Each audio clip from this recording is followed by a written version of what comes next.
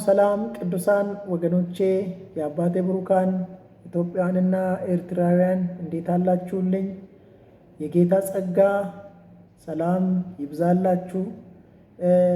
እንደ እግዚአብሔር ሕዝብ የታደለ በከበረ ሰረገላ ውስጥ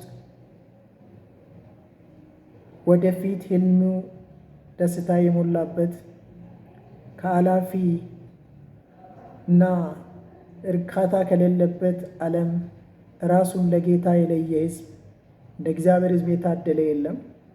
ዛሬም ከእግዚአብሔር የሚሰሙ ሕዝብ ሁሉ ደስ ይላቸዋል ተብሎ ተጽፏልና ከእግዚአብሔር ልንሰማ ያው እግዚአብሔር ቃል አብረን ደግሞ እንደ ወትሮ እንከፋፈላለን።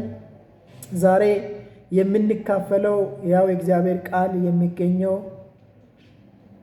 ዕብራውያን ምዕራፍ 13 ቁጥር 5 እና መዝሙር መጽሐፍ ምዕራፍ 94 ቁጥር 14 እና 15 ላይ ቆመን በዚህ ሐሳብ እግዚአብሔር ቃል አብረን እንከፋፈላለን። ዕብራውያን ምዕራፍ 13 ቁጥር 5 እርሱ ራሱ አልለቅህም ከቶም አልተውህም ብሏልና፣ ስለዚህ በድፍረት ጌታ ይረዳኛል። መዝሙር 94 ቁጥር 14 እና 15 እግዚአብሔር ሕዝቡን አይጥልምና ርስቱንም አይተውምና ፍርድ ወደ ጽድቅ እስኪመለስ ድረስ ልበ ቅኖች ሁሉ ይከተሉታል። ጌታ አምላካችን ሆይ እናመሰግናለን፣ ከፍ ከፍም እናደርግሃለን። የእኛ የምንልህ በጉያ ሰብስበህ የያዝከን በአንተ ተይዘን በማይሞትና በማያረጅ በማይደክምማ በማይዝል ሕያው እጆች ይዘን ዛሬም ቀና ብለን እነሆ በዓለም በማይመች ሁኔታ ውስጥ ተመችተህን እነሆ ነገራችን በአንተ ተይዞልን ዛሬም አለን። እግሮቻችን ካንተ ቤት ከደጅ አልተንሸራተቱም። በድካምም ቢሆን በብርታት ይሄው አንተ በእኛ ዘንድ ስላለ እኛ ብንደክም ብርቱ በሆነ በአንተ ተይዘናለንና ዛሬም ያው ቃልን ወደ እኛ እንድትልክና ወደ ራስህ እንድትስበን ከትላንትና ይልቅ ያንተ ሐሳብ መረዳት እንዲጨመርልን እነሆ ደርሰህ እንድትናገረን አንተን ጋበዘን። የሚሆነው ሁሉ ለአንተ ክብር ይሆን፣ ያው ጌታ በኢየሱስ ስም አሜን። ዛሬ የምንካፈለው ሐሳብ የያዘ አይለቅም በሚል ርዕስ አብረን እንካፈላለን። የያዘን አምላካችን ንጉሳችን የሚረዳንና የሚራራልን እርሱ ነው።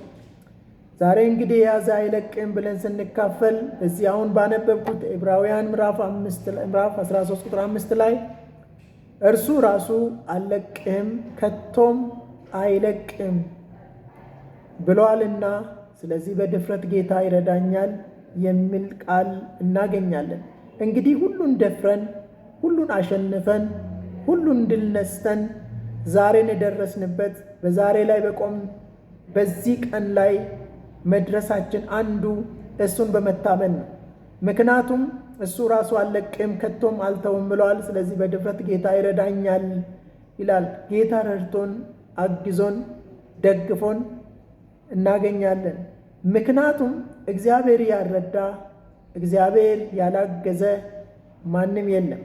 በእግዚአብሔር እገዛ በእግዚአብሔር ጥበቃ ጥላ ስር ሆነን ዛሬን አይተናል። እንግዲህ ዕብራውያን ጻፊ እሱ ራሱ አልለቅህም ከቶም አልተውህም ብሏልና፣ ስለዚህ በድፍረት ጌታ ይረዳኛል። የሚረዳኛለ የሚደግፈኛለ የሚረዳኛ እንዳለ እርሱ ራሱ አልለቅህም ብሏል። አይለቀኝም፣ አይተወኝም፣ አይረሳኝም፣ ትቶኛ አይሄድም ብለን የምንታመንበት ትላንትና ታምነን ተጉዘን የመጣነው የጌታን ስም ይዘን ማዳኑን እያወጀን ታላቅነቱን እየሰበከን ዛሬን አይተናል። ሚገርም የዕብራውያን ጸሐፊ ሲናገር እርሱ ራሱ አልለቅህም ብሎኛል ይላል። እርሱ ራሱ አልለቅህም ብሎኛል፣ አልተውህም ብሎኛል፣ አልለቅህም ከቶም ደግሞ አልተውህም ብሎኛል። እንግዲህ ይሄ ዕብራውያን ጻፊ ብዙ ሰዎች የጻፉ ሉቃስ ነው ይላሉ፣ ብዙዎች ደግሞ ሐዋርያ ጳውሎስ ነው ይላሉ። ይሄ ላይ አይደለም እኔ የማተኩረው። ግን ጻፊ ምንም ይሁን ግን ዕብራውያን መጽሐፉ የሚናገረው መልእክቱ ላይ ነው የማተኩረው። እንግዲህ መልእክቱ የሚገርማችሁ የሚናገረው እርሱ ራሱ ይላል። ራሱ ጌታ ራሱ የጠራኝ ራሱ ያቀረበኝ ራሱ ለራሱ ያደረገኝ እሱ እንዲህ ብሎኛል፣ አልለቅህም ከቶም አልተውህም ብሎኛል። በዚህ መዝሙር መጽሐፍ ምዕራፍ 94 ቁጥር 14 እና 15 ላይም እግዚአብሔር ሕዝቡን አይጥልም ይላል። የጠራውን ሕዝብ፣ ያቀረበውን ሕዝብ፣ የመረጠውን ሕዝብ እግዚአብሔር አይጥልም። እግዚአብሔር ሕዝቡን አይጥልም። እግዚአብሔር ሕዝቡን አይተውም። ምክንያቱም ስለ ሕዝቡ የሚራራ ስለ ሕዝቡ የሚገደው እግዚአብሔር ነው። ወገኖች ሆይ የያዘን እግዚአብሔር አይለቀንም። ርዕሴም ለዚህ ነው፣ የያዘህ አይለቅህም።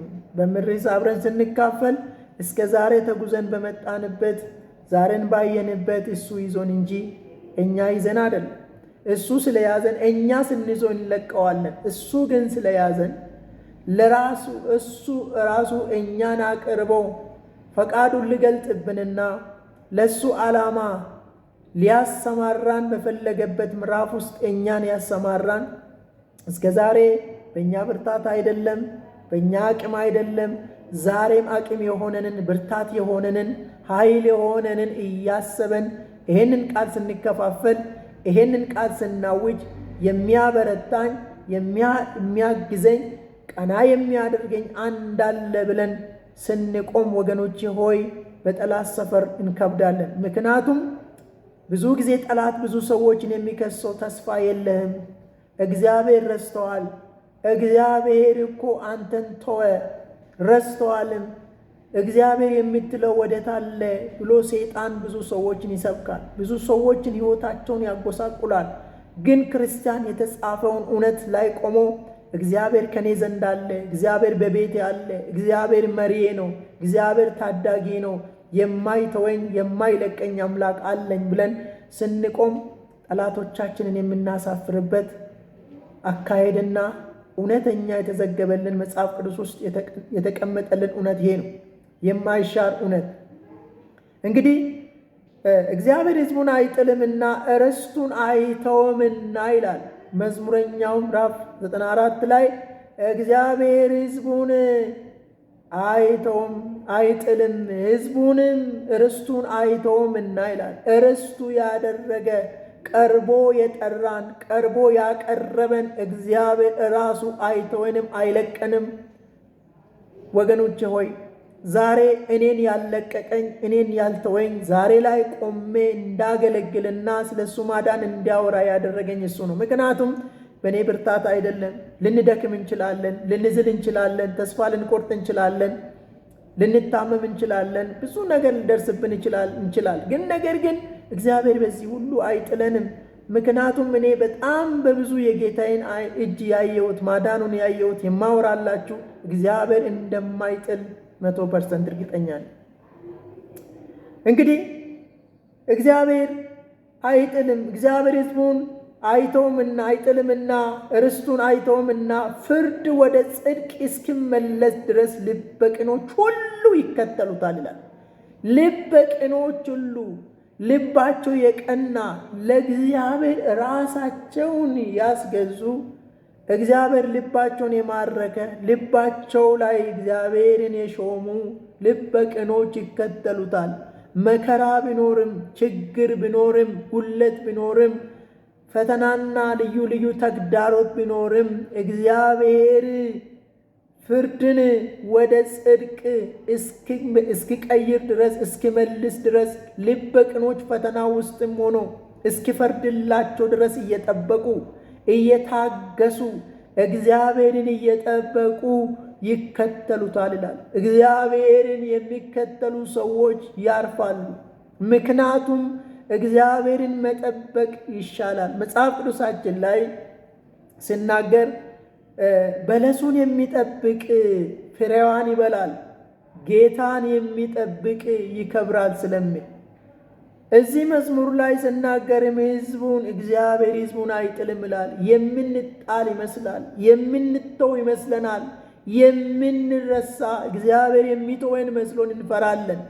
እዚህ ላይ እግዚአብሔር ሕዝቡን አይጥልምና ርስቱንም አይተውምና ፍርድ ወደ ጽድቅ እስክመለስ ድረስ ልበ ቅኖች ሁሉ ይከተሉታል። ሁሉ ልበ ቅኖች እግዚአብሔርን ነው የሚከተሉት፣ እግዚአብሔርን ነው የሚፈልጉት፣ እግዚአብሔርን ነው የሚቀርቡት፣ እግዚአብሔርን ነው ቤታቸው ላይ የሚሾሙት። መከራ እያለ ፈተና እያለ አዎ መጽሐፍ ቅዱሳችን ላይ ሚልክያስ ምዕራፍ 3 ቁጥር 6 ላይ የብሉይ ኪዳን መሸጋገሪያ ምዕራፍ 3 ቁጥር 6 ላይ እኔ እግዚአብሔር አልለወጥም፣ ስለዚህ ያዕቆብ ልጆች ሆይ የጠፋችሁ አይደላችሁም ይላል። እኔ እግዚአብሔር ብሎ ይጀምራል። እኔ እግዚአብሔር አልለወጥም፣ ስለዚህ ያዕቆብ ልጆች ሆይ የጠፋችሁ አይደል። ሁኔታ የጠፋችሁ ይመስላል። የሚናገረው ሁኔታ አይደለም። እኔ ስለማልለወጥ፣ እኔ ስለማልቀየር፣ እኔ ስለማልለወጥ፣ ስለማልለዋወጥ አትጠፉም ይላል። መዝሙር መጽሐፍ አንደኛ ሳሙኤል ምዕራፍ 12 ቁጥር 22 ላይም የእግዚአብሔር ቃል ሲናገር እግዚአብሔር ለራሱ ሕዝብ ያደረጋቸው ዘንድ ወዷልና ስለ ታላቅ ስሙ ሕዝቡን አይተውም ይላል። እግዚአብሔር ለእርሱ ሕዝብ ያደርጋቸው ዘንድ ወዷልና ስለ ታላቅ ስሙ ሕዝቡን አይተውምና እግዚአብሔር ሕዝቡን አይተው፣ እግዚአብሔር የጠራውን አይተው።